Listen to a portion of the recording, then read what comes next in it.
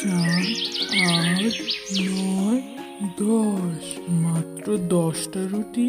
মা, তুমি কি আজকে আমাকে মাত্র 10টা রুটি দিবে? এটা দিয়ে আমার কি হবে? এটা দিয়ে তো আমার পেটে এক কোণাও ভরবে না। আমি রান্নাঘরে বাবা, আমি আর রুটি বানাচ্ছি। আর মাত্র 2টো রুটিরই আটা আছে, বানিয়ে নিয়ে যাচ্ছি, তুই খেয়ে নিস, তোর পেট ভরলেই হলো। আমার আর কি, আমি আজকে বরং না খেয়ে থেকে যাব। উম, কত মজা! বাহ, মনটা একদম জুড়িয়ে গেল। যদি আমি সব সময় এই কাজটাই করতে থাকতাম তাহলে কত ভালো হতো। নে বাবা, আমি নিয়ে এসেছি বাকি 2টো রুটি। এবার খেয়ে যা, বাইরে গিয়ে কিছু একটা কাজ কর। আর আমার বুড়ো বয়সে শরীর চলে না রে বাবা। আমি এই অসুস্থ শরীর নিয়ে তোর পেট ভরবো না সংসার চালাবো? আর আর মা, যাচ্ছি তো যাচ্ছি, তুমিও না ঠিক করে আমাকে খেতেও দাও না। টনি মা, আমার না খুব খিদে পেয়েছে। তোমার কাছে কি কোনো রুটি আছে? থাকলে আমাকে দাও না। হ্যাঁ আন্টি, আমার কাছে বেঁচে যাওয়া 2টো রুটি আছে, ওগুলো আপনি নিতে পারেন। আপনি কি আজকে বাসায় রুটি বানাননি? হ্যাঁ মা, বানিয়েছিলাম। আমার ছেলে কালু আমার ভাগের 2টো রুটিও খেয়ে ফেলেছে।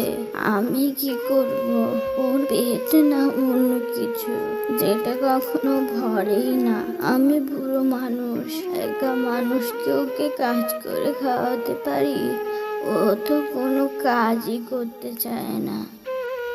আন্টি, যতদিন আপনি ওর উপর কোনো দায়িত্ব না দিবেন ততদিন ও বদলাবেই না।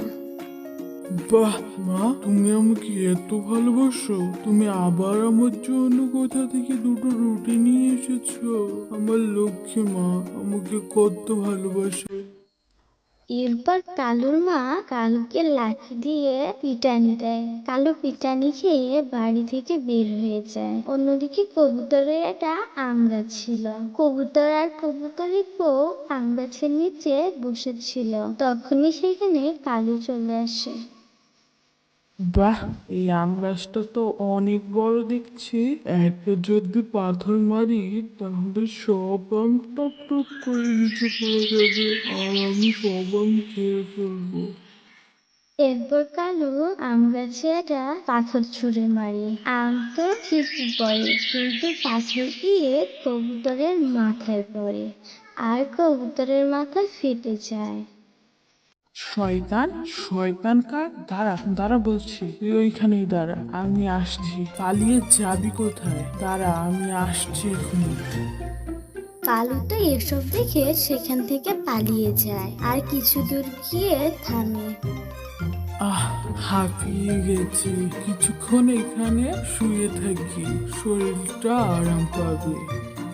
এসব বলে অলস কাক সেখানে শুয়ে থাকে। অন্যদিকে কালুর বুড়ি মা জঙ্গলে একা একা কাজ করছিল। আন্টি, আপনি তো এখন একদমই বুড়ো হয়ে গেছেন। এই বুড়ো বয়সে এত কাজ করলে কি হয়? আপনি আপনার ছেলে কালুকে কাজে পাঠাতে পারেন না? মা, কি করব আমি? তুমি বলো। কালু তো আমার একটা কথাও শুনে না, সারাদিন শুধু শুয়ে বসে থাকে। আর খাবার সময় আমার নিজের খাবারটাও খেয়ে নেয়, আমাকে ঠিক করে খেতেও দেয় না। সন্ধ্যায় কালুর ঘুম ভেঙে যায় আর কালু উঠতে থাকে। উঠতে উঠতে কালুর নজরে পড়ে টিয়া একখানে মিষ্টি বিক্রি করছে। মিষ্টি দেখে তো কালুর মুখে পানি চলে আসে। মিষ্টি? বাহ, মিষ্টি দেখে তো আমার মুখে একদম পানি চলে আসলো। আমাকে একটা মিষ্টি চুরি করতেই হবে। এসব বলে কালু টিয়ার কাছে যায়। টিয়া টিয়া বোন, আমি না দূরের জিনিসের একটু কম দেখি। তুমি কি আমাকে একটু দেখে বলবে ওই দূরে কি একটা আসছে? কোথায় কোথায় কালু? এসব বলে মিষ্টি টিয়া যখনই পিছনে তাকায় তখনই কালু সেখান থেকে একটা মিষ্টি নিয়ে পালিয়ে যায়। দাঁড়া দাঁড়া তুই দুষ্ট কাক, তোকে আমি ধরছি। একবার যদি তোকে পাই তাহলে আর ছাড়বো না। দুষ্ট কাক কোথাকার, সবসময় মানুষের জিনিস চুরি করতে থাকে। দিনে দিনে তো কালুর চুরি করার অভ্যাস বেড়েই যাচ্ছিল। একদিন উঠতে উঠতে কালু মানুষের বস্তিতে চলে আসে। বাহ, কৃষকের বউ তো আলুর পরোটা বানাচ্ছে। আলুর পরোটা তো আমার খুব প্রিয়। যাই কৃষকের বউয়ের কাছ থেকে একটা আলুর পরোটা চুরি করে নিয়ে আসি। এরপর কালু একটা গাছের ডালে বসে অপেক্ষা করতে থাকে। যখনই কৃষকের বউ অন্যদিকে তাকায় তখনই কালু আলুর পরোটা নিতে সেখানে যায়।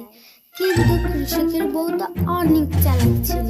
কৃষকের বউ বুদ্ধি করে কালুর পাখায় আগুন ধরিয়ে দেয়। কালু তাড়াতাড়ি সেখান থেকে উড়ে যায়। কালু তো কিছুক্ষণ উড়তে থাকে, কিন্তু বাতাসের কারণে আগুন আরো বেশি বেড়ে যায়। তাই কালুর পাখনা একবারে ঝুলে যায় আর কালু নিচে পড়ে যায় আর কালুর পুরো পাখাই জ্বলে যায়। মা, মা, তুমি আমাকে বাঁচিয়ে নাও মা, আমি যে মরে যাচ্ছি ব্যথায়। মা, তুমি কোথায়? সেই রাস্তা দিয়ে টুনি যাচ্ছিল। টুনি কালুকে এই অবস্থায় দেখে নিচে নেমে আসে। কালু, তোমার তো পুরো পাখাই জ্বলে গেছে, এসব কিভাবে হলো আমাকে বলো তাড়াতাড়ি। টুনি, আমি কৃষকের বাড়িতে রুটি চুরি করতে গিয়েছিলাম, আর আর কৃষকের বউ আমার পাখায় জ্বালিয়ে দিয়েছে।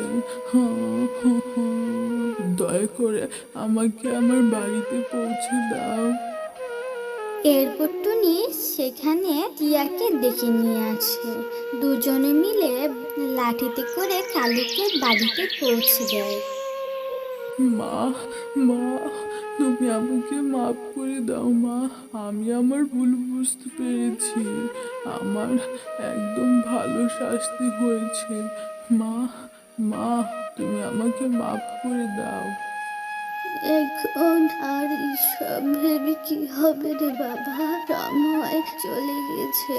তুই অনেক দেরিতে বুঝতে পেরেছিস। এখন তো তোর পাখা পুরোই জ্বলে গেছে। তুই এখন পারবি না কোনো কাজ করতে, আর পারবি না উঠতে। আমাকে কাজও করে খাওয়াতে পারবি না। তুই থাক, আমি তোর জন্য টাকা কামাই করে নিয়ে আসি, না হলে তুই খাবি কি? এরপর কালু অনেক কান্না করে আর মনে মনে ভাবে, আমি যখন কাজ করতে পারতাম আর উঠতে পারতাম তখন আমার মার জন্য আমি কিচ্ছু করিনি। আজ যখন আমি পাখা হারিয়েছি তখন আমি বুঝতে পারলাম, ইস, আমি যদি আমার মায়ের জন্য ভালো থাকতে কিছু করতাম তাহলে আজকে আমার মায়ের উপর আমি বোঝা হয়ে থাকতাম না।